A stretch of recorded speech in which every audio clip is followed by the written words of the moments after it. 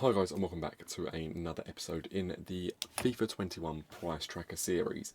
In this series what we're doing is just tracking prices of players kind of day in, day out, trying to track it every day, but some days it doesn't work out, trying to work out similar days and times that we're tracking them, and going from there really, seeing what's up, what's down, if there's a good time to invest, and going from that's really it. If you like the idea of it, make sure to like and subscribe to the channel, comment down below if there's any players you want me to track, and also I am looking into currently setting this up so it's kind of like a share document so that people can get their own template of it and go on, have a look and fill in their own one. Basically that's the plan. So I'll fill out a blank one of this for you. I know there's a couple of people who have reached out to me and asked for that, so we'll make sure that happens. So let's have a look at where we are. So we started over here with Ilicic and things like this, but if we have a look, I kind of categorise it in ratings. The 84 market has stabilised again. It's kind of gone to around about the 3.5 to 3.7 mark, and that's where it's staying. Or 3.5 to 3.8, within 300 coins of that, that's where it is, or has been today. I said in the last video that it's going to stabilise out and things are going to stick around a certain price. You will see ones surge up as new SBCs come out, but this was as of 5:20, so pre-6 PM content. So tomorrow there will be more kind of going on with that. We then go down into the next bracket where things have continued to increase, to be fair. So the 85 market starts here. So on the 85 market, you can see most things have increased. One thing dropped, but I feel like that had surged quite high. So that one had jumped to grand. It was Depay, jumped to grand, dropped down to 7 as a flat. So he dropped down more in the bracket here. With some being like 8.4. So who's there? Icardi's jumped up to 8.4, but then I did realise later on when I was on the market, because these prices were done at 5.20, this is being recorded at 11:30. So there has been time for it to change, and I was on it earlier on, and Icardi's price had come down a bit. So it is trying to stabilise in this 7 to 8 grand bracket at the moment, basically. That's where it seems to be, depending on where they're needed. The next one you look at here is the 86 market. So we've got 486 players we track. So the 86 market, you've got 15,750, 14,750, 15,750 and 14,500 here. So the one I'm tempted on it, I am tempted to invest in like a David Silva, for example, and buy like 10, 20 of him, and then as he goes up a bit, sell off and get a few K profit. But for me, I need quite a big increase for me to actually bother. I think for a few K I wouldn't. But David Silva is one I debated it on this week or today, just saying, well, you know what, he's down compared to the other ones. I know he's only a little bit below Muller, but Muller's probably a bit more usable. So like I thought 14.5, if we could get a few of him and he goes up to the 15,750 mark, maybe, but that didn't really happen. I decided against it. So then we go over to the 87 market where we're tracking 3 of them. You can see that it is kind of that 20 to 21k bracket, 20,000, but it's up again. So the market is still rising. On fodder at least anyway, that's what we're tracking. We're not tracking the high-end players.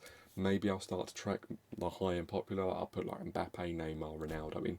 We'll track them. Maybe track Messi as well, but he's not really the meta this year. So maybe he's in form. It's a more central card, so it might be used a bit more, but overall he's not really the meta, so I don't see him as one of the more popular cards.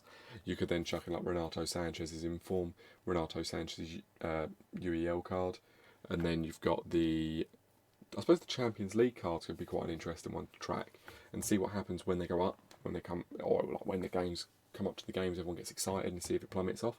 So that might be something that we decide to track. Let me know if you are interested in that down below. I don't even know where I was going with that. I've gone on a complete tangent. But yeah, so you can see here that the prices are on the increase. A few players are dropping off, but that's more to stabilise in with their price bracket. So it's, I suppose, hit and miss on them. Obviously tomorrow's Thursday, so it's rewards tomorrow, so that's probably when I'm going to pick up some cards. Obviously if I do, I'll let you know. I'll probably only pick up players that are on this sheet, and I'll look to grab a bunch at a certain price, maybe for the quick flip, maybe for the long hold, we'll see. Depends how many I pick up and who I pick up.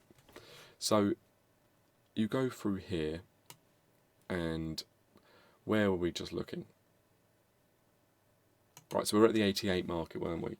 So the 88 market has stayed relatively flat.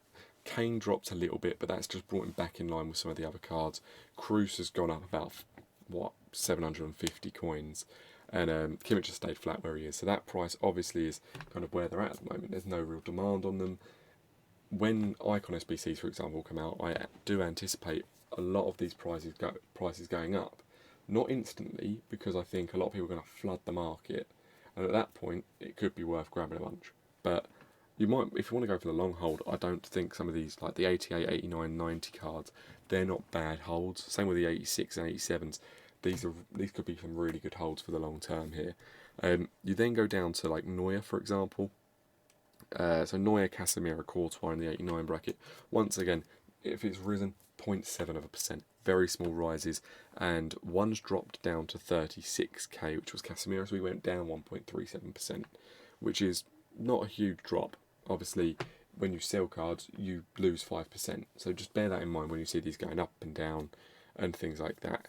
Obviously, the only time really where we've seen anything that dramatic that we could actually have made a good amount of money on was in these initial ones on the first day where we checked the prices, where it was 1 o'clock in the morning and then 2:41. So maybe we'll do another one of them, a day swap. So maybe I'll check tomorrow at say 5 o'clock, and then, or a morning check, and then we'll do an evening check, something like that. Again, we'll see. We then have just the higher end cards really. So you've got your Benzema, Ter Stegen, Oblak. So Oblak is a great one to have because of when the Icon SBCs come out, odds on it's going to be like, I have a 90 rated squad, I have an 89 rated squad. You chuck an Oblak in there, 91 rated, it brings down the price of the other card, so I reckon he could be quite a good fodder card. However, he has risen quite a bit over the last weeks or so, with people preparing to invest for the long term. The December Icon kind of SBCs and stuff like that are due to come out. So they are pre-invested in basically. But the second you see anything about a date for Icon SBCs, these fodders I expect to boom. So I am thinking, I've got about 3.5 million at the moment. I'm thinking of putting about 3 million into fodder, maybe more, just going fully in. Tomorrow's probably the start of that first rewards, but since I kind of thought about it properly, maybe tomorrow's where I go in. Maybe aim at like Oblak, for example, at 50k and below, to Stegen at 40k and below, stuff like that. Just for, there's a few k in it already, but just sniping quick, pick up the cards and rotate them, or hold them. I haven't really decided what I want to do, but the main thing I want to do is really, whenever it's announced, sell into the hype and see if we can make a good amount of money. But at the moment, if we just buy at face value, if we spend all, say, 3.5 million, if we do all of that on Oblak at the moment, we get 63 Oblaks, which doesn't seem like a lot, but if we can turn 63 Oblaks into, say, 5k profit a card, you're looking at 300k there, which can't really be sniffed at. That's not bad, and I wouldn't have to go unassigned. That is tempting. But yeah, that's really it for the price tracker episode today. There's not much on with it. Everything stayed relatively stable.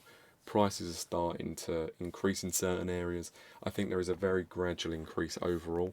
Any card that was a little bit below kind of coming up to pace. So that's a good side of things. Things are kind of stabilising within their category is what I'd kind of look at it as. But that's where we're at for today. The only card I really would have invested in today, if I was going to, was someone like David Silva. But like I said, tomorrow's rewards. Tomorrow's when I'll probably invest. Probably go for Oblak and we go in hard. So let's see kind of how tomorrow plays out. Make sure to like and subscribe, guys, and I'll see you at the next video. Cheers.